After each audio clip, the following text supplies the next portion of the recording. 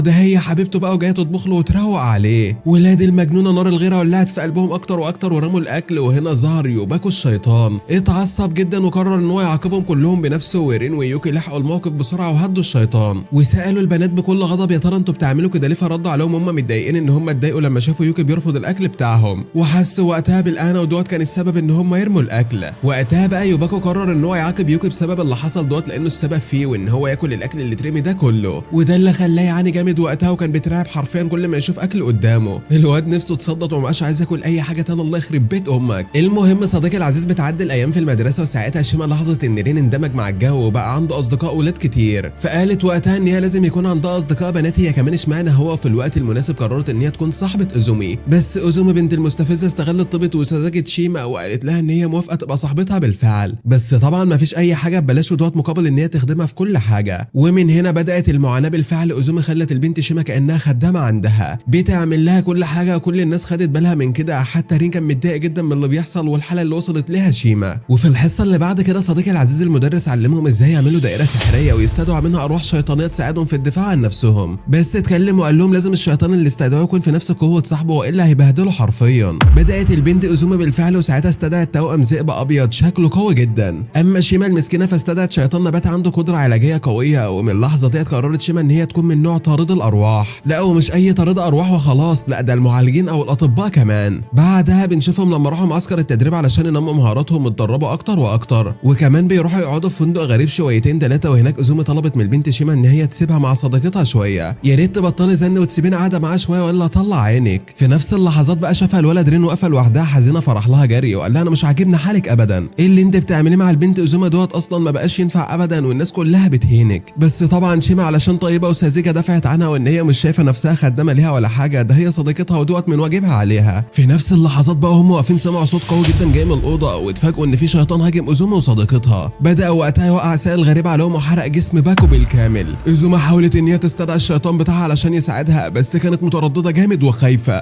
ولانها جبانه وترددت الشيطان اللي استدعته بعد كده انقلب عليها وبدا يهاجمها وكان عايز يموتها هي، لانه حس ان هي اضعف منه وان هي بتتحكم فيه. بس ولكن رين وقتها لحق البنت ازومي وانقذها من الذئب الشيطاني دوت، بس للاسف ما قدرش يستخدم سيفه علشان لو استخدم السيف بتاع الامر هينكشف تماما قدام العالم كلها. في نفس الوقت بقى البنت شيما طلعت تجري بسرعه وهي خايفه تجيب يوكي علشان ينقذ الموقف. رين بكل قوته وقف يتصدى للشيطان، بس الشيطان اتكلم وقال له انا عارف كل حاجه عنك يالا، عارف ان انت الامير الصغير وان هو مامور من سيده ان هو يقتلهم. ورين حاول وقتها يسيطر على الموقف ويخبي كل حاجه. شيما كانت بتحاول ان هي تعالج صديقتها ازومي من الجروح اللي موجوده عندها، واستدعت نبات طبي من شيطانها علشان يشفيها. في نفس اللحظه يوكي وصل قبل ما رين يضطر ان هو يستخدم السيف بتاعه ينكشف، والشيطان هرب بسرعه اول لما شاف يوكي. اما بقى الحاجه ازومي كانت مستخبيه ومش قادره ان هي تواجه نفسها ان هي فشلت تنقذ صاحبتها. وفي النهايه صديقي بنعرف ان الشيطان اللي هجم عليهم دوت كان تابع للمدرس اللي كان بيعلمه الاستدعاء من الاساس، وان هو نفسه كان بيخطط لحاجه شريره جدا ونيته مش سليمه ابدا. وده صديقي العزيز خليك ما تثقش في اي حد ابدا حتى لو كان ملاك قدامك. المهم في نفس الليله البنت ازومي حلمت حلم غريب ومرعب جدا، شافت في وحش شيطاني بيهاجمها بكل قوته. ومش بس كده، ده الشيطان اللي هي استدعته كان صاحبها كان بيهاجم عليها هو كمان، ودوت لانهم شايفينها ان هي انسانه انانيه وما بتعرفش تساعد حد. اما الحاج رين الراقب بقى كان قاعد فوق سطح المدرسه وسرحان وبيفكر في كلام الشيطان اللي هاجم عليه، كان عمال يقول في نفسه يا ترى مين السيد اللي قال عليه ده. وكمان بيفكر في كلام اخوه يوكي لما قال له ان المدرسه محميه ومفيش حاجه تقدر ان هي تدخلها، يبقى اللي استدعى الشيطان دوت اكيد حد من المكان. ايوه بالفعل يا عم الحاج انت هو المدرس، وراه مصيبه كبيره. بس ولكنه بعد كده ما بيقدرش يحدد بالظبط وكل حاجه رجعت عادي، والكل بدا ان هو يكمل المعسكر بتاعه. اول درس خدوه وقتها كان تعليم التعويذه، والبنت ازومي كانت متشتته جدا ومش قادره ان هي تنطق التعويذه صح قدام المعلم، عكس ريو تماما كان متفوق جدا وقال التعويذه كامله والكل انبهر بها حرفيا، كان اخدينه قدوه. المهم وبعد الدرس على طول ازومي وريو اتخانقوا خناقه كبيره على مين فيهم الافضل. رين اتعصب منهم جدا وصرخ في وشهم واتكلم وقال لهم اتخانقوا بعيد عني، انا مش عايز صداعكم ده. ساعتها يوكي دخل عليهم ولقاهم عاملين دوشه جامده، فقرر ان هو يعاقبهم ويحبسهم في اوضه ضلمه، وعرفهم ان هم يتحبسوا هنا 3 ساعات كاملين علشان يبقوا بطلوا دوشه بعد كده، وبعدها يرجعهم تاني. وبالفعل قفل عليهم الباب كويس علشان ما يدخلش عليهم شيطان زي اللي حصل امبارح ويأذيهم هم جوه. بس ولكن بمجرد ما يوكي مشي بعدها بشويه النور قطع، والولاد اتوتروا جدا وكانوا خايفين يا ساده. واحد فيهم حاول ان هو يفتح الباب وكان خايف ويشوف ايه اللي بيحصل هنا، ولكن اول لما قرب من الباب لقى الوحش الشيطان اللي هاجمهم امبارح ظهر مره تانيه، والكل اتخض وبداوا يصرخوا مش عارفين يعملوا ايه. العيال المسكينه محبوسه في اوضه ومش عارفين يهربوا منها، ده شكله هيقطعهم حتت. بس ولكن شيما استدعت بسرعه الشيطان النبات بتاعها وقالت له يعمل جدران من فروع الشجر علشان يمنع الشيطان من الدخول. عمل كده بالفعل ولكنه ما كانش كافي ان هو يوقف الشيطان، ورين وقتها جات له فكره، قال ان هو يخرج من الباب الخلفي ويجذب الشيطان وراه في المكان الفاضي علشان يقدر يواجهه وجه لوجه. وبالفعل بدا ان هو ينفذ الخطه بتاعته، ولكن الشيطان اتقسم نصين، جزء راح وراه وجزء فضل يهاجم الباقيين. يا نهار ابيض يا جدعان ايه الجنان اللي بيحصل ده. ريو وقتها اتوتر جدا وقال ان هو لازم يقول التعويذه اللي حافظها يمكن واحده منهم تنقذهم من الموت. الكل بدا ان هو يساعده، شيما كانت متوتره ومرهقه جدا وبتحاول انها تمنع الجدار بتاعها من الانهيار، اما ازومي بقى فكانت مرعوبه ومش قادره ان هي تتحرك من مكانها. اما بقى على الجانب الاخر رين كان بيجري والشيطان بيجري وراه لحد ما وصل لمكان قطع الكهرباء، وهناك الشيطان بدا ان هو يهاجمه بكل قوته، فرين طلع السيف بتاعه بدا القتال العنيف بينهم. وهنا كانت الصدمه الجباره، المعلم اللي ورا كل حاجه ظهر بنفسه، طلع ابن الخاينه هو اللي استدعى الشيطان علشان يكشف حقيقه رين، وفعلا شاف اللهب الازرق اللي خارج منه وعرف ان هو ابن ملك الشياطين ابليس، وهو ده المستهدف اللي بيدور عليه. رين غضب منهم جدا وهوب قتل الشيطان قدام المعلم، ولكن المعلم هرب وقتها وكان خايف منه. في نفس الوقت في الاوضه بقى الولاد كانوا خلاص هيموتوا تماما، شيما تعبت وقعت على الارض وما بقتش قادره تحمي نفسها والجدار خلاص واقع معاها. ساعتها ازومي بكل ضعف قررت ان هي تجمع شجاعتها واستدعت الذئاب البيضاء بتوعها، امرتهم ان هم يهاجموا الشيطان بكل قوتهم، بس ولكن للاسف الشيطان قضى عليهم. مسك بعدها ريو كان خلاص على وشك ان هو يقتله، ولكن في اللحظه ديت رين ظهر وقدر ان هو يشغل النور، وديت كانت نقطه ضعف الشياطين. الشيطان بالفعل ضعف جدا قدامهم، وريو بسرعه قال التعويذه الاخيره بتاعته وقدر ان هو يقضي عليه تماما.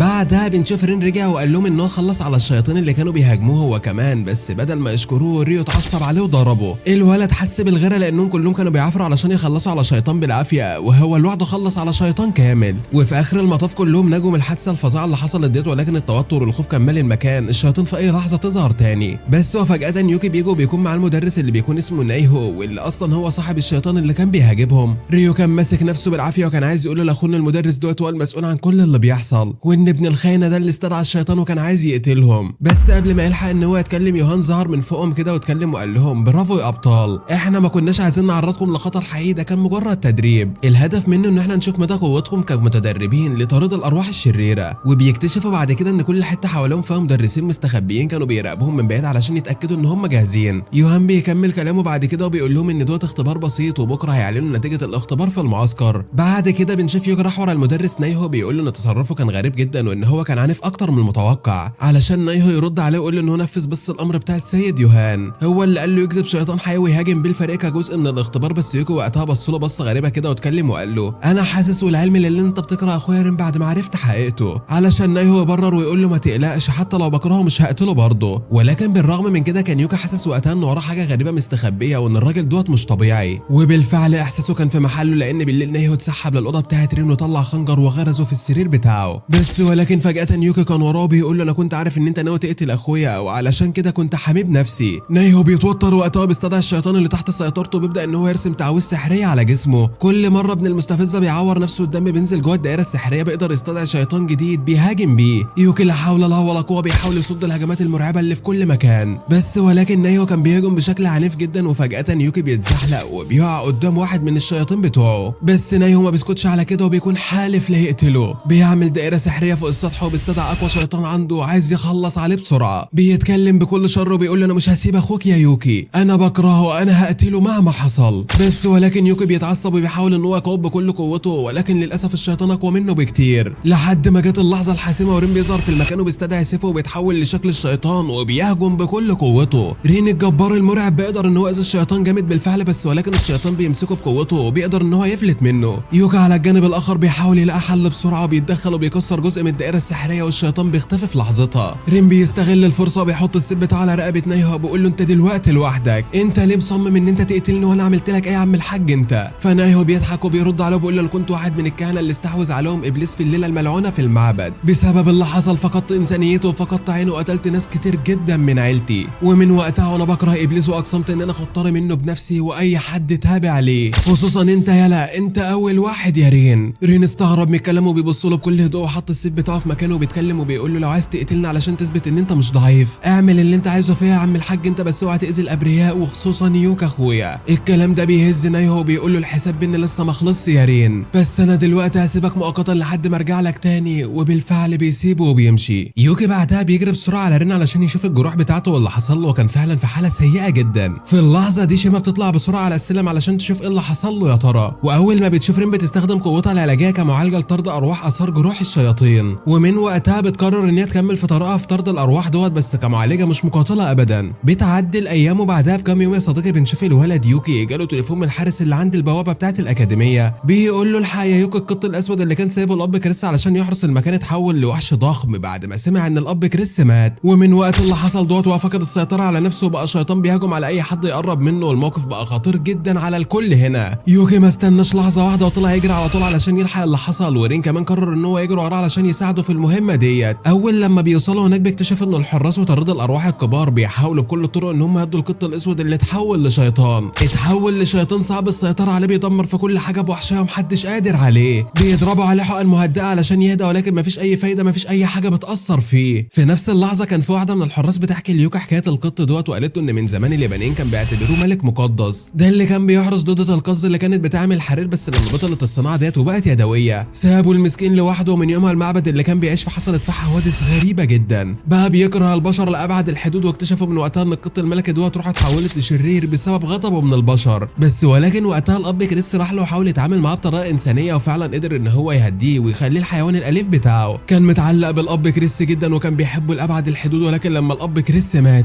القط اتعفرت حرفيا ورجع مره تانيه لحياته الشيطانيه. ساعتها يوكا حزن على اللي حصل وقال ان الاب كريس كان سايب له مشروب سام، ولو القط فضل في الحاله ديت وخرج عن السيطره لازم نشربه له. بس ولكن رين وقتها كان حاسس بحاجه غريبه جدا، سمع افكار القط كروم وهو بيتكلم في دماغه وبيقول بيقول ان البشر دول كدابين وان الاب كريس ما ماتش ولا حاجه، انا حاسس ان هو لسه عايش. رين سمع الكلام واتصدم حرفيا وما قالش الكلام ليوكي، ولكنه طلب منه ان هو يديله فرصه يتعامل معاه هو بنفسه، وبالرغم ان يوكي رفض في الاول بس وافق في الاخر. وبالفعل رين بدا ان هو يتكلم مع القط بكل طيابه كده وقال له انا زيك بالظبط، الاب كريس اللي ربنا وكان صديقي بس هو مات دلوقتي ودي الحياه لازم نقتنع بيها. القط ساعتها قال له انت جاي تستفزني يالا، وهجم عليه بكل قوته، بس ولكن رين استخدم كل قوته وخبط القط بدماغه ووقعه على الارض. وقتها رين ساعتها مد ايده علشان يصالحه، قال له تعالى نبدا صفحه جديده، ويوكي كان واقف يتفرج على اللي بيحصل. افتكر نفس الموقف دوت لما الاب كريس كان عامل كده مع القط زمان، والقط بدا ان هو يعيط وافتكر كريس بالفعل لحد ما استسلم بالفعل ورجع مره تانية لشكله الطبيعي كقط اسود صغير. وكل الناس كانت واقفه ومش مصدقين ازاي رين قدر ان هو يسيطر على الشيطان ده. في نفس الوقت كان يوهان بيراقب الموقف من بعيد، هو اخو الشيطان المزعج الصغير. الاخ دوت كان يوهان جايبه علشان يا اما يقتل مع رين يا اما يتخلص منه تماما، لازم يخليه باي شكل من الاشكال يخضع لطبيعته الشيطانيه كواحد من اولاد ملك الشياطين. بس ولكن الاخ دوت اتكلم وقال ليوهان انه مش قادر يحدد قوه رين بالظبط، وده لانه لسه ما استخدمش قوته الشيطانيه لحد دلوقتي قدامه، ان هو منبهر جدا باللي هو بيعمله وان هو مستني يشوف اللي هيحصل قبل ما يتدخل ويقتله. مشي وساب اخوه الكبير بعدها، وساعتها يوهان كان واقف متضايق وعمال بيفكر وبيقول انا هخلي المواجهه بين اخويا الصغير ورين بعد ما رين يرجع من المهمه بتاعته تماما. واما بقى لما بيجي يوم المهمه كان رين واوزومو وصاحبهم التالت راحوا رحله للبحر بعد ما سمعوا بوجود شيطان بحر هناك، شيطان عملاق بمعنى الكلمه بيهدد السكان كلهم وبيقتلهم واحد ورا التاني. وفعلا بمجرد ما بيروحوا هناك فجاه البحر لونه بيتغير وبيكون اسود، وظهر تحت الميه ظل غريب كده، ظل كانه في كائن عملاق مستخبي تحت الارض وبيقول لهم اوعى حد يقرب من هنا. في نفس الوقت جه راجل عجوز واتكلم وقال لهم دوت شيطان البحر وبيعيش في اعماق البحار، وكل كام سنه كده بيطلع يدمر العالم كله، بيكسر كل حاجه حرفيا حواليه محدش بيقدر يوقفه. وبعد كده المستفز بيرجع لاعماق البحر مره تانية. وقال لهم ان من حوالي 6 شهور كده الشيطان دوت ظهر بالفعل وخرب جزء كبير جدا من الساحل، بس كان في واحد من السكان بتوع المكان وقتها بحار شجاع كده وقرر ان هو ياخد مركبه ويقتل الشيطان دوت علشان ينقذ الناس. بس ولكن للاسف من يوم الراجل اختفى تماما وبقاله 6 شهور كاملين ما رجعش. ابن يوهي كان حزين عليه وقرر ان هو ياخد بطاره من الشيطان الوحشي ده. بعد كده صديقي بنشوف رين والفريق بتاع الجبار راحوا للمعلم تيسو بتاع التعويذات، وده علشان يعلمهم شويه تعويذات يقدروا يستخدموها لو الشيطان دوت رجع مره تانية. وبعد ما بيخلصوا دروسهم قرروا ان هم يحموا يوهي من اي تصرف بشكل متهور او يتدخل في شغلهم، فقرروا يراقبوه. بيعدي اليوم بالفعل اوزومي بدات ان هي تحس بالمسؤوليه ناحيه يوهي وقررت ان هي تراقبه وتحميه. بس ولكن وفجاه الجو اتقلب تماما والبحر بدا ان هو يهيج وظهر شيطان البحر العملاق. ايزومي جريت بسرعه علشان تلحق يوهي قبل ما يتاذي من اي حاجه، ورين وصاحبه بداوا يقولوا التعويذه اللي اتعلموها، بس الشيطان كان خلاص وصل للشاطئ وبدا ان هو يهاجم الناس والدنيا بقت فوضى على الاخر. واما بقى في وسط المعركه الطحانه ديت يكتشفوا ان يوهي ابن المجنونه نزل البحر، بدا بكل قوته يرمي سهام معدنيه على الحبار الشيطان العملاق وبيحاول ان هو يقتله انتقاما لابوه. رين ساعتها قال له بتعمل ايه يا ابن المجنونه ونط وراه بسرعه علشان ينقذه، ووصل عند المركب بتاعته. بس للاسف الولد كان مصمم ان هو يواجه الشيطان بنفسه ومش هيسيبه ابدا. الحبار بكل قوته بامه ضربه ضربه قويه طيره في الهواء، وقع الولد المسكين في الميه وكان بيغرق وقتها، بس ولكن رين سهر ولحقه قبل ما يغرق. رين اتعصب منه جدا، ولكن قبل ما يستخدم السيف بتاعه سمع صوت جاي من على مركب خشب صغير بينادي باسم يوهي. ولما بصوا هناك وقتها اخدوا الصدمه بجد، ده الراجل الغريب اللي مختفي من 6 شهور. ابو يوهي يا جدعان ظهر مره تانية، الولد طلع يجري عليه وكان فرحان جدا ومش مصدق عينيه، وعرفه ساعتها ان الحبار ما اذاش البحر ولكن الراجل تاه في البحر، واخد 6 شهور لغايه ما قدر ان هو يرجع مره تانية. المفاجاه بقى ان هو رجع بمساعده الحبار العملاق اللي وجه البحر للاتجاه الصحيح. الكل اتاثر بالقصه وقتها وفهموا ان الكائنات الغريبه اللي بيخافوا منها ديت ممكن تتغير في يوم من الايام، وان كل حاجه في الدنيا بتتغير مع الوقت حتى طباع البشر. المهم وبعد كده لما بيخلصوا بيرجع لنا كل اصدقائه بسلام اخيرا. وبعدها بكام يوم كده بنشوف يوهان بيتكلم مع اخوه الصغير وبيقول ان خلاص جت اللحظه لازم يواجه فيها رين دلوقتي حالا، وده علشان يكتشف قوته الحقيقيه، والمواجهه ديت هتكون في مدينه الملاهي. في الوقت نفسه على الجانب الاخر يوكو وكل اللي بيكونوا بيتدربوا معاه على طرد الارواح راحوا بسرعه على مدينه الملاهي، وقالوا لهم ان في بلاغ جاي من السيد يوهان ان في شيطان صغير شبه الطفل بيخوف العيال وهم بيلعبوا، وعلشان كده قرروا ان هم يقفلوا المكان اليوم دوت ويدوروا عليه لحد ما يطردوه من المكان. وفعلا اتقسموا المجموعات وكل مجموعه راحت في اتجاه شكل علشان تدور عليه، ورين اختار ان هو يكون مع شيمي. فضلوا يدوروا يمين وشمال على الشبح في كل مكان وفعلا لقوه في الاخر. فضل يعمل فيهم مقالب كتير علشان يفرقهم، وشيمي سبقت رين في بيت المرايات بالفعل، ووقتها رين حصل له شيء غريب، لقى فجاه كده حد سرق منه السيف بتاعه من فوق. اتعصب جدا واتكلم وقال للشخص اللي سرق السيف ان هو يرجعه دلوقتي حالا والا هيخلص عليه، ولكن الشخص ده ضحك واتكلم وقال له انا يومن ملك ملوك الشياطين في عالم جينيها، وجاي النهارده بس علشان افهم ليه اخويا وابويا مهوسين بيك كده يا رين، بما اننا في مدينه الملاهي يلا نلعب شويه. رين اتعصب جدا وقتها وقال له انا هعلمك الادب. هوب جمع قوته وهجم عليه علشان ياخد سيفه،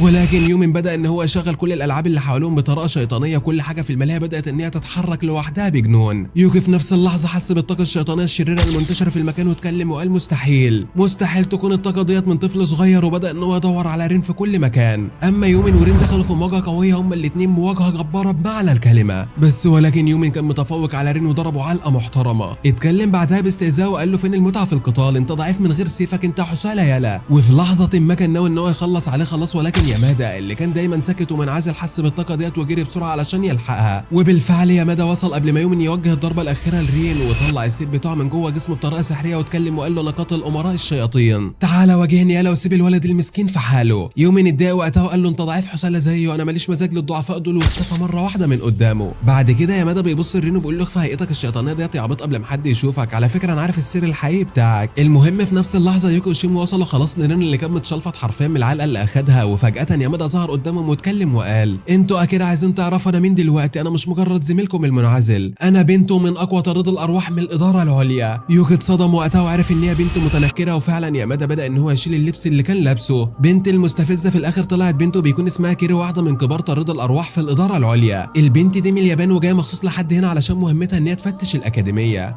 في الوقت نفسه بقى كيرا بتسحب رين علشان تحقق معاه، كل الناس اللي كانوا حواليه مستغربين جدا مش فاهمين هو بيعمل ايه، يا ترى الولد المسكين عامل ايه علشان يتعاقب بالشكل المهين ده. كيري بعد كده بتكون شاكه وبتروح للسيد نياو وتساله لو مخبى حاجه في حقيقه رين، وان هو ابن ملك الشياطين ابليس ولا لا زي ما الناس بتقوله، وبتساله كمان لو السيد كريس كان متورط معاه في الموضوع ده. ولكن ساعتها نياو بيتكلم وبيقول لها ماليش اي علاقه بالموضوع يا ست انتي، وان كريس هو اللي وصى على رين قبل ما يموت وقال له حقيقته كمان، وطلب منه ان هو يدربه ويخليه طارد ارواح شرير. البنت بعدها بتاخده على قاعة التحقيقات، وهناك بتقرر ان هي تتعامل بطريقتها الخاصه. واول لما بتدخل رين بتنرفز جدا وبيفقد اعصابه، وفجاه النيران الزرقاء بتشتعل من حواليه. كيرا بتتكلم وبتقول له ان مفيش امل منه اساسا، وان هو مليان شر وغل، وان دلوقتي لازم تتخلص منه قبل ما يتحول لخطر على الكل ويدمر الناس كلها. وفي اللحظه دي كيرا بتفكر في كلام الاب كريس قبل ما يموت لما قال لها ان هو بيدرب الولد رين على استخدام السيف. بس ولكن كيرا لاحظت بعدين ان قوه رين بقت اقوى من السيف نفسه يا ساده. الولد بقى يشتعل من غير ما حتى يفتح السيف بتاعه. بتقرر وقتها ان هي تتخلص منه نهائيا، وبتوجه له ضربه قاتله بتهدم الحيطان حواليه، وفعلا بتقدر تطعنه طعنه قويه جدا في كتفه، وبتقول له انت لازم تموت دلوقتي يالا، انت في الاول والاخر ضعيف ومش هتقدر تعمل اللي في دماغك ولا تخدش حتى ابليس. رين بيفور من كتر الغضب وقتها يا ساده، والنيران الزرقاء بتشتعل مره ثانيه، نيران متطايره في كل مكان، وبيمسك السيف بتاعه بايده وبيقول لها بصوت مليان تحدي انا مستحيل اموت غير لما احقق وصيه ابويا كريس اللي ضحى بحياته كلها علشان يشوفني طارد ارواح، لازم اخد حقه وقت الابليس واخلص العالم من شره. كيري وقتها بتضحك وبتقول له ان هي هتديله فرصه صغيره بس مش هتكون مراقبه بنفسها. بعد كده بتخرج وبتروح للسيد نياو وبتطلب منه ان هو يشغلها في مدرسه كرام، وده في المقابل ان هي تسكت على حقيقه رين وما تفضحهمش وتفضل تراقبه كمان بنفسها وتشرف على تدريبه. وفعلا تاني يوم بيحقق الكلام اللي هي قالته، ورين بيوصل للمدرسه اخيرا وبيتفاجئ لما بيشوف البنت كيري هناك. كيري بقت مدرسه عندهم كمان ومسؤوله عن التدريب بتاعه. الله. وفي نفس اللحظه كيري فاجئت الطلبه بقى وقالت لهم ان هي محضره لهم تدريب ملوش حل على تدريب النار، وان هم المفروض دلوقتي يروحوا لمعسكر تدريبي، بس المره ديت هيكون مختلف، مش معسكر عادي وخلاص، لا والله ده جوه الغابه نفسها. وبالفعل كلهم بيروحوا للغابه وبيمشوا مشوار طويل جدا لحد ما رجلهم بتتكسر، الكل مرهق وتعبان الا المعلم رين بقى متحمس ومليان طاقه كالعاده. واول لما بيوصلوا هناك الولاد بداوا يبنوا الخيام بتاعتهم، البنات بقى يعملوا دائره سحريه حوالين المعسكر، وده يا ساده علشان تمنع اي شيطان او ارواح شريره تقرب منهم، وخصوصا ان الغابه مليانه وحوش شيطانيه غريبه. وبعد ما لعبوا اكلوا وارتاحوا شويه وهيصوا، يوكي جمعهم واتكلم وقال لهم التدريب كالاتي، كل واحد فيكم هيمشي لوحده منفرد كده في الغابه لمده 3 ايام، والتحدي يا معلم التحدي انكم تلاقي مصابيح شيطانيه منتشره على بعد حوالي نص كيلو كده من المعسكر وتسيطروا عليها وترجعوها مره ثانيه هنا. وعرفهم ان اللي هينجح هيبقى ليه فرصه انه يدخل معركه حقيقيه ضد الشياطين من الشياطين الاقوياء اللي موجودين هنا، ولو خلص عليه اعتبر نفسه خلاص من دلوقتي طارد شياطين محترف. كل واحد جاي شنطته وادواته بالفعل، والعيال اتحمسوا وبداوا ان هم يتحركوا. بس ولكن قبل ما يمشي كده حذرت رين واتكلمت وقالت له اياك تستخدم قوتك الشيطانيه يا رين، خليك عاقل زي اصدقائك كده يا معلم. بس ولكن اول لما دخلوا الغابه واجهوا كارثه صغيره، شياطين منتشره في كل مكان على شكل حشرات وبتتلم حواليهم في دواير وبتحاول ان هي تمتص دمهم. الكل اتصدم وبداوا يستخدموا التعويذات اللي اتعلمهم المعلم سول طرد الشياطين الضعيفه ضعيفه. وفعلا ريو ومايكو وبانكو نجوا الشياطين ديت، ولكن البنت شيمي المسكينه ما قدرتش ان هي تنجو. الشياطين اللي في الغابه هجموها من كل اتجاه، وساعتها رين سمع صريخ البنت ديت وجرى اول واحد عليها علشان ينقذها. ساعتها شاف الحشرات مغطيه كل جسمها وما كانش عارف يخلصها منها ابدا، فاتعصب جدا وغصب عنه اشتعلت النيران الزرقاء في جسمه مره تانية يا ساده، وكل الشياطين حواليه اتحرقت في ثانيه. الولد اتخض وحاول يسيطر على نفسه في ثواني قبل ما حد يشوف اللي حصل ده. وفعلا اول لما النيران اختفت تماما ريو وصل وساله ايه اللي حصل هنا. وقتها رين اتوتر وما بقاش على بعضه ابدا، وافتكر ان الولد ريو عرف سره خلاص.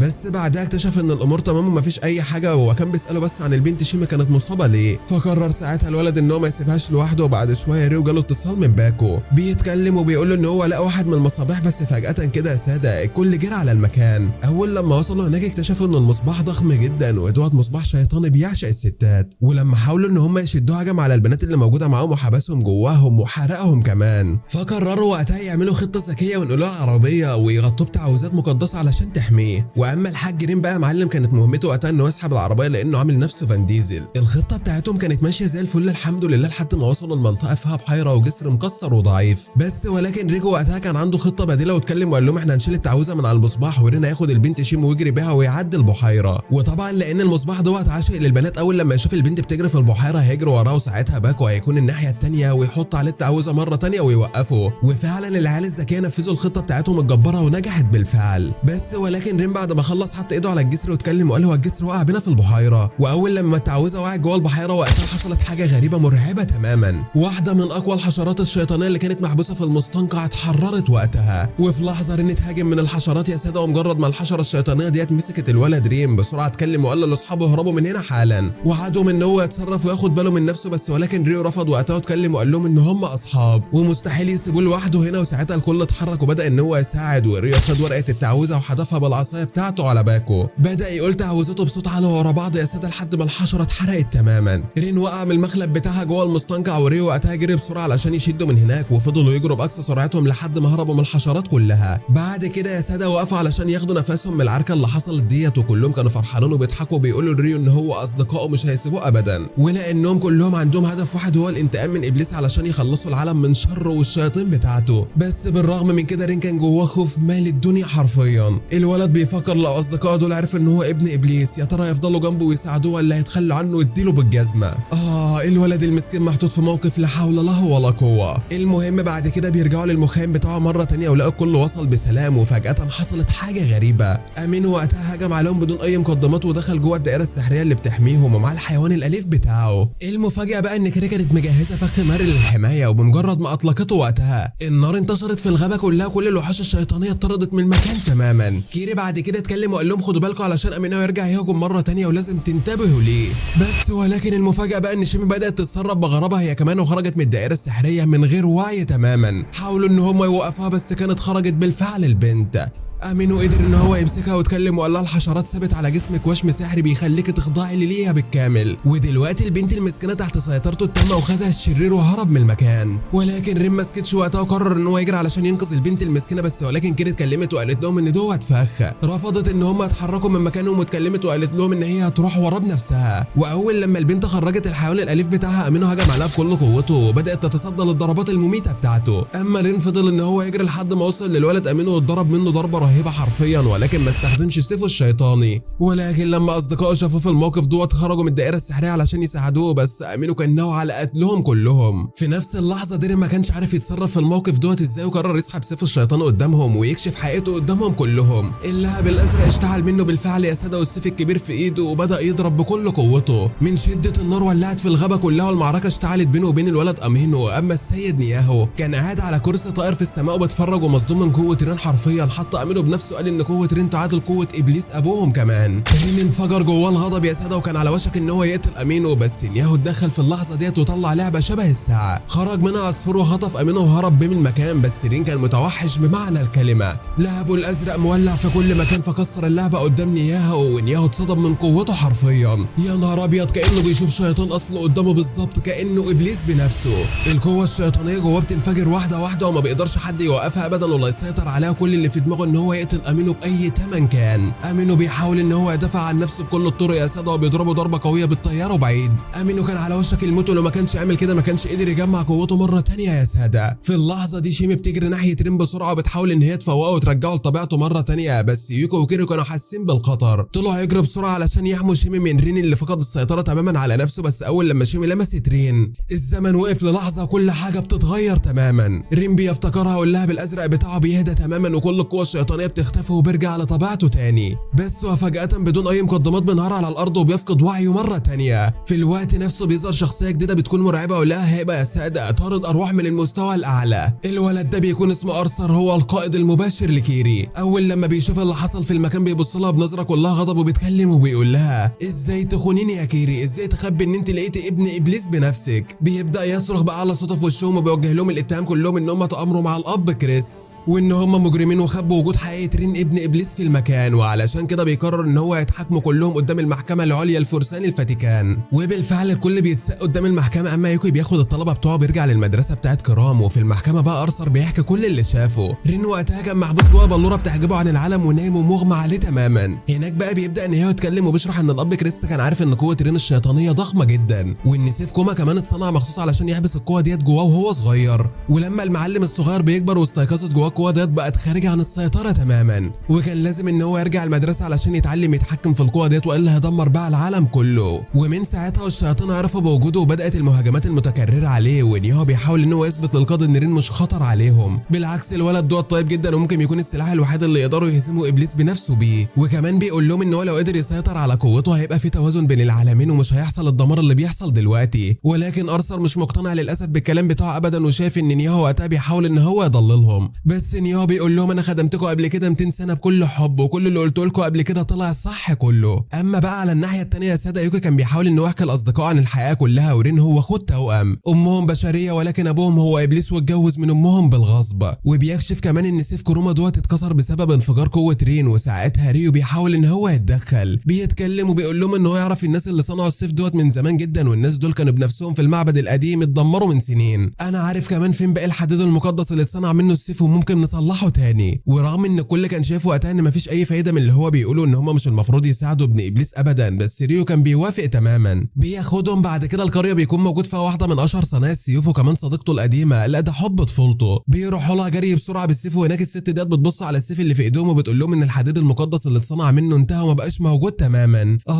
انها الصدمه يا ساده. بس ولكن ريو بيكون مصر وبيقول لها لسه في شويه حديد من مسامير المعبد المقدس انا عارف مكانهم. وبالفعل بيقرروا ان هم يروحوا في رحله طويله مليانه مخاطر علشان يجيبوا المسامير ديت، لان دوت املهم الوحيد بالفعل. بس ولكن اول لما بيوصلوا للمعبد بياخدوا الصدمه في وشهم حرفيا. المعبد فاضي تماما، الرهبان اللي في المعبد كلهم مرمين على الارض زي المساكين مغمى عليهم. ايه ده يا جدعان ايه اللي بيحصل هنا؟ وفجاه كده بدون اي مقدمات بتهاجموا من تماثيل برونزيه مستحوذه عليها شياطين شريره. الشياطين دي بتستغل ضعف البشر وبيسيطروا عليهم علشان يخلوهم يقتلوا بعضهم البعض. الشياطين بتسيطر على ريو والولد يوكي في نفس الوقت وبيخلوهم يشكوا في الولد رين وبيحسوا ان هو يستحق الموت. بس ولكن وفجاه اصحابهم باكو وايزومو بيتدخلوا في الموضوع وبيحطوا تعويذ حمايه عليه. الاتنين بالفعل بيقدروا يستردوا عيون مره تانية وتغلبوا على الشياطين. الرهبان بتفوق يا صديقي بعد كده وبيقدروا يحصلوا على المسامير اللي هم عايزينها بالفعل. وبنرجع تاني للمحكمه. امينو بيكون هناك مدغدغ الدنيا حرفيا، بيكسر الحواجز وبيهجم. ارثر عايز يحمي المكان لحد اخر نفس فيه، بيجري بنفسه علشان يواجه امينو. وفي وسط المعركه الطاحنه اللي بتحصل ديت نيو بيطلب من القضاه ان هم يسيبوا رين يواجه امينو بنفسه، هو عايز يخلص عليه باي شكل كان.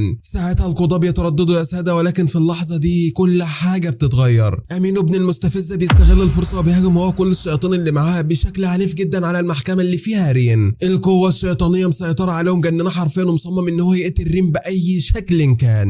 المفاجاه بقى ان الحرس في نفس الوقت بيقدروا يقتلوا الحيوان الاليف بتاع امينو. امينو اتجنن ساعتها وفقد السيطره تماما على نفسه وتحول لعملاق صخري ضخم جدا. قرر يدمر المكان كله واستحلف لهم ان هو ما يسيبهم عايشين. وبالفعل دخل القاعه وشاف البلوره اللي كان محبوس فيها رين وقدر يحط يحطمها ويكسرها على الارض كلها. في نفس اللحظه دي بقى يا ساده حصلت الحاجه اللي ما كانتش متوقعه تماما. يوكو واصحابه ورين وصلوا للمكان ومعاهم سيف كوما بعد ما اتصلح يا ساده. شافوا اللي حصل في المكان اتصدموا وجريوا بسرعه حوالين الشيطان امينه علشان يوصلوا السيف لرين. وفي اخر لحظه يوكو حط السيف على اخوه قال له اصحى حالا، اصحى ارجوك ما تسيبناش في الموقف ده. ساعتها اللهب الازرق انطلق من جسم رين بشكل مرعب جدا وكل القضاه شافوه واتاكدوا ان هو فعلا نسل ابليس. رين وقتها حس بألم فظيع وكانه مات وانتقل لعالم تاني. بس ولكن الحقيقه يا ساده ان القوه الشيطانيه كانت بتنتعش جواه وفجاه وقف بسرعه. قدر وقتها يتسلق العملاق الحجر اللي اتحول لامينه وهوب دمر جزء كبير جدا منه. وبوم في ضربه واحده بس قدر ان هو يقضي عليه بالسيف بتاعه قدام الناس كلها. القضاه اتصدموا وقالوا وقتها ان السيف دوت لا يمكن يستهان بيه ابدا. وبالرغم ان ارثر كان عايز يخلص عليه بعد ما فقد وعيه ولكن القضاه وافقوا على خطه نياهو. وافقوا اخيرا ان رين يكون سلاح رادع ضد اي شيطان يهاجم عالم اسيا. بعد كده بنشوف المحاكمه خلصت ونياهو اتجمع بطارد الارواح وقال لهم القرار الجديد. رين هينتقل لاكاديميه تروكورس وهيكون طالب فيها كمان ويحاولوا ان هم يخلوه اقوى طارد ارواح. بس للاسف لو فقد السيطره على قوته الشيطانيه هيقتلوه هناك من غير تردد. بعد كده بنشوف يوجا خرج ورا نياهو وبيقول له انت مصدق ان الولد الضعيف دوت يقدر يتحدى ابليس؟ وقتها نياهو رد عليه وقال له انا بتمنى بس لازم نلتزم بشروط المحكمه. اولا لازم يخلص التدريب بتاع طارد الارواح في ال6 شهور اللي جايين، وثانيا لازم يفضل تحت المراقبه 24 ساعه. وزي ما قلت لك يا يوكو اوعى تنسى لو خرج عن السيطره بنقتله فورا. المسؤوليه كانت كبيره جدا على يوكو وكيرو كانوا حاسين ان هم هيفشلوا فيها. اما بقى الحاج رين كان بيحاول يستعيد ذكرياته مره ثانيه وبيفكر في كلام صناعه السيوف اللي اتكلمت وقالت له ان ديت اخر فرصه للسيف، لو اتكسر مره ثانيه يا رين مش هتقدر تصلحه ابدا. بعد كده اخد السيف بتاعه وراح الفصل عند اصحابه ولكنه اكتشف الحقائق قبيحه وقتها، ناس خايفه منه وناس بتكرهه بشده. واثناء التدريب محدش كان مرحب بيه ابدا، بس اول لما حس بخطر على البنت شيمي اللهب الازرق اشتعل مره واحده، دمر وقتها كل الشياطين الحشريه اللي كانت موجوده حواليهم بضربه واحده قاتله. بس ولكن ريو اتدخل بسرعه ومنعه ان هو يقرب واتكلم وقال له اللهب الازرق دوت ملعون. اللهب ده يا رين هو اللي قتل اغلب طارد الارواح في العالم بتاعنا واحنا بنكرهه تماما. احنا عمرنا ما هنكون اصدقائك يا رين طول ما انت مش قادر تسيطر على قوتك بشكل كامل، احنا هنفضل في خطر منك. وقتها رينو اتعصب جدا منه وحصلت خناقه طحنه بينهم هما الاثنين لحد ما يوكو اتدخل واخد اخوه اتكلم وقال له كل كلامهم صح، انت من دلوقتي لازم تتدرب كويس قوي على قوتك، لازم تسيطر على قوتك يا رين والا هيموتوك يلا. اخد اخوه بعد كده المكان التدريب وبعدها بنشوف كيري دخلت عليهم واتكلمت وقالت سيبكم بقى من الخناقات بتاعت الاخوات ديت، المهم دلوقتي حالا تدريب السيطره على اللهب الازرق لانه اقوى سلاح عند رين، ولو فقد السيطره عليه للاسف هيتقتل والكل هيدوس على وشه. حطت بعد كده 3 شمعات واتكلمت وقالت له لازم تشعلهم باللهب الازرق بتاعك واحده ورا الثانيه يا رين. بس ولكن للاسف كل مره بيفشل ان هو يسيطر على اللهب بتاعه، مره بسبب غضبه ومره بسبب خوفه من قوته الشيطانيه. يا نهار ابيض، لازم تفوق دلوقتي حالا يا رين والا هيتم القضاء عليك. الولد بالفعل ما كانش عايز يستسلم وفضل يحاول طول اليوم ان هو يتحكم في اللهب الازرق الملعون القاتل. في نفس اللحظات ريو بيكون بيذاكر بكل اجتهاد علشان يكون طارد ارواح اقوى من رين. الولد واخد الموضوع بتحدي كبير مش عايز يسمح لابن ابليس ان هو يتفوق عليه باي شكل كان. اما باكو كان مستغرب في نفس الوقت ازاي الولد ريو لسه مصمم ان هو ينافسه بالرغم ان هو شاف قوته. بس ولكن الخوف سيطر على باكو لدرجه ان هو استدعى شيطان غصب عنه، شيطان من اخطر الشياطين اللي بتظهر على ريحه الخوف البشري. الشيطان ده يسد هجم على باكو على طول واستحوذ عليه بالفعل. وفي نفس الوقت رين كان لسه بتدرب على قوته واوزمي وقتها شافته واتكلمت وقالت لو عايز تسيطر على قوتك يا رين لازم تتحرر من الخوف دوت والا قوتك هتقتلك. الكلام اثر في رين بشكل كبير واثناء كلامهم شافوا كائن اسود ضخم بيهجم عليهم وعينه بتكون حمراء تماما. فهموا ساعتها ان هم تعرضوا لهجوم شيطاني حقيقي، وفعلا الشيطان دوت بكل قوته هجم على رين واوزمي بطريقه مرعبه. وبالرغم ان هم حاولوا يصدوا بكل قوتهم ولكن الشيطان ده كان قوي بطريقه مش طبيعيه، واقف بكل جبروته كان حواليه هاله مرعبه من القوه والرياح بتطلع من جسمه، مفيش حد قادر يقرب منه ابدا ولا شيطان اوزمي ولا حتى رين بنفسه. العيال كانت هتموت تماما ولكن اللي انقذ الموقف وقتها كان يوكي دخل وضرب الشيطان برصاصه قاتله للشياطين. الشيطان ساعتها اول لما شاف اللي حصل دوت هرب بسرعه من المكان، وبعدها شفنا السيد نياهو بيقول لهم ان هو مش عارفين ازاي الشيطان دوت دخل هنا. طلب بعد كده من كل طارد الارواح ان هم يتاكدوا ان الحاجز اللي معمول حوالين المدرسه لسه سليم ولا لا، لانه كان شاكك ان في حد من جوه الاكاديميه هو اللي دخل الشيطان ده علشان يقتل رين. وطبعا الكل بدا يدور ويفتش عن السبب الحقيقي اللي حصل. اما باكو قدر يخرج من الشيطان وعرف ساعتها نيته. الشيطان ده كان عايزه يسلم له نفسه علشان يديله قوه يقتل بيها رين، بس ولكن باكو رفض وقتها وقال له انا بحب رين، انا مش عايز اقتله، وان السبب الوحيد ان هو بيخاف منه ان هو ابن ابليس مش اكتر ولا اقل. بس ولكن الشيطان مش هيحله وبدا يلعب في دماغه بالفعل واتكلم وقال له رين دوت هيعمل زي ابوه بالظبط وهيحرقكم كلكم بالنار الزرقاء. المعلم قدر يلعب في دماغه بالفعل والخوف سيطر على باكو تماما. وفي نفس الوقت دوت يوكي كان بيتمرن مع اخوه رين، كان بيحاول يعلمه ازاي يتحكم في قوته لحد الان، ولكن فجاه دخل عليهم باكو وريو وكل اصدقائهم. بس ولكن رين رمى حاجه غريبه وقتها محدش شافها غيره، الشيطان جوفو بنفسه واقف على كتف باكو. يا نهار ابيض، هو فيا يا جدعان. وقتها رين اتحول والنار الزرقاء اشتعلت حواليه وبدا يهاجم باكو في نفس اللحظه. الكل اتفاجئ لانهم مش شايفين حاجه وحاولوا ان هم يمنعوه. انت بتعمل ايه يا ابن المجنونه؟ الناس افتكرت كلها ان رين هو اللي اتجنن والشر جواه مسيطر عليه. رين يصرخ باعلى صوته يقول لهم في ايه؟ انتوا مش شايفين في شيطان واقف على كتف باكو؟ محدش طبعا صدقه لان مفيش اي حد شايف اللي هو شايفه. ولكن رين وقتها هجم بنيران على باكو قويه، وللاسف النار ديت اذت ريو اللي حاول ينقذ صديقه باكو ساعتها. وفجاه باكو وقع على الارض وفقد وعيه. بعدها ريو بيتعصب وراح ضرب رين ضربه قويه وحذره ان هو يتصرف كده مره تانية والا هيقتله بنفسه. اخدوا بعد كده باكو وريو قرر ان هو يسيب صاحبه ويرتاح من اللي حصل له ده. بس ولكن في نفس اللحظه باكو لاحظ ان في اثر نار زرقاء موجوده على ظهر ريو، فاستغل جوفو الموقف واتكلم وقال له دوت مصيرك لو ما سمعتش كلامي، النار الزرقاء هتحرقكم كلكم.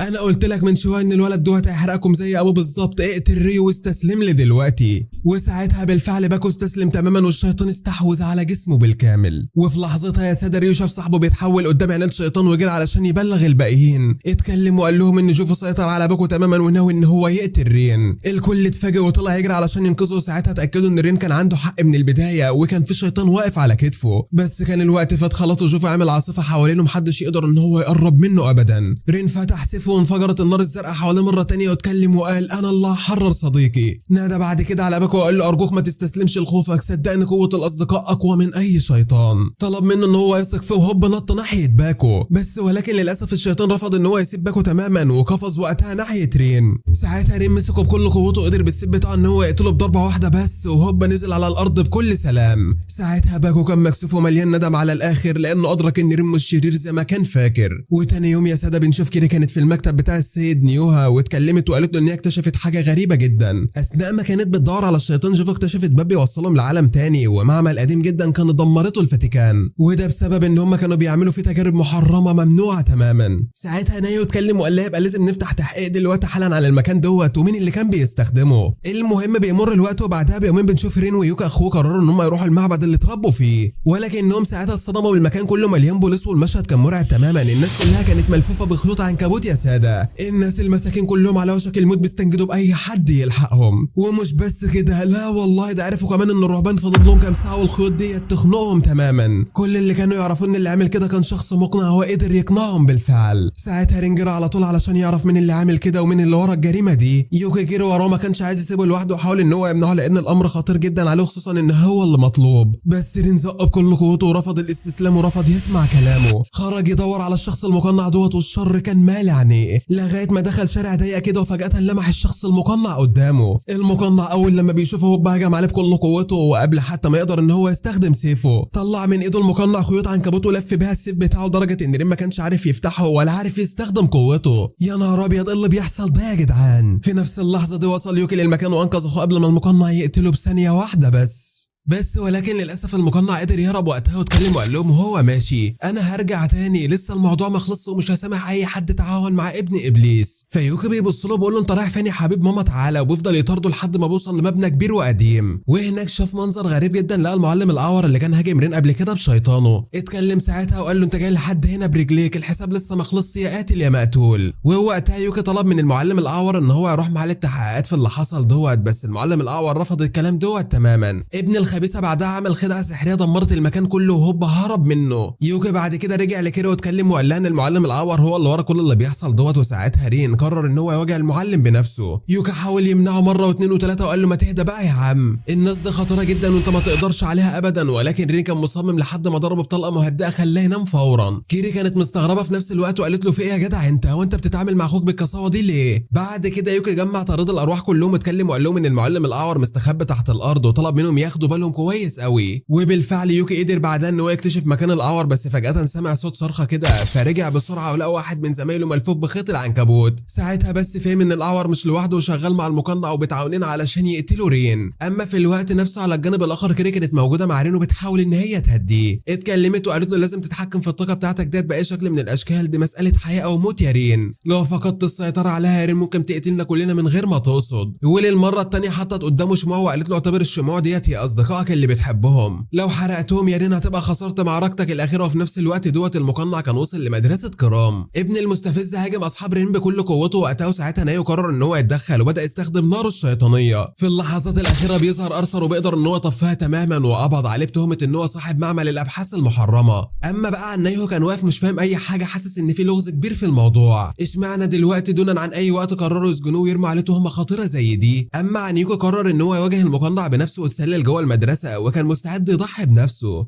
ولكن للاسف المقنع بدا يستخدم خيوط وقيد الولد يوكي وقتها، وكان هيقتلهم كلهم لحد ما هوبا فجاه رين اقتحم المكان، وبعدها كيرا على طول وعدد كبير من طارد الارواح. كيرا حطت السيف بتاعها على رقبه المقنع وقالت له اثبت يلا، وطلبت منه ان هو يستسلم دلوقتي حالا والا هتقتله.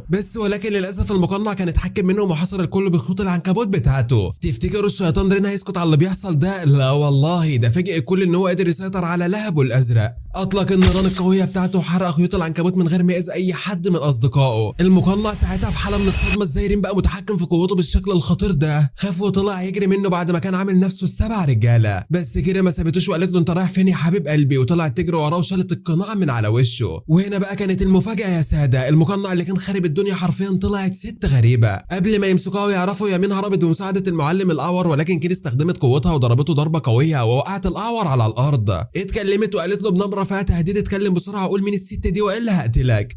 المقنع بالفعل بدا ان هو يستسلم ولكن مش عايز يقول. فتفتكر بقى صديقي العزيز من الست ديت، ولا المقنع بالفعل هيقول الحقيقه ويخلصهم من كل اللي بيحصل ده؟ كل ده واكتر هنعرفه ان شاء الله مع بعض في الحلقات اللي جايه، بس لما نشوف تفاعل الفيديو ده. وفي النهايه عايزك تصلي على النبي، واشوفكم على خير الفيديو اللي جاي.